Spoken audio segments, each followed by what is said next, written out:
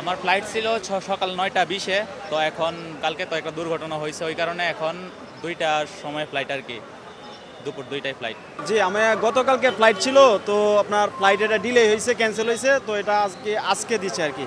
আজকে 2টা 30-এ ফ্লাইটটা ডিলে করে আজকে করছে, চায়না সাউদার্নে যাবো।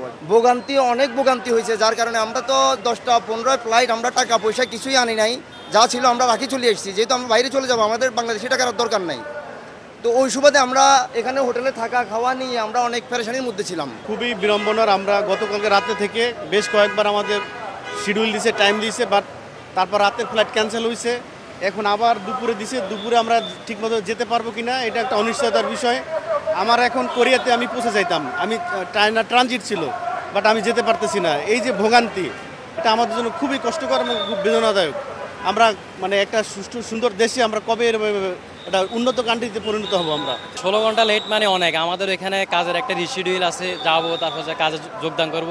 ওই ক্ষেত্রে আমাদের কোম্পানিতে অনেক বিড়ম্বনার শিকার হতে হবে, বসকে কল দেওয়া লাগবে বা বলতে হবে।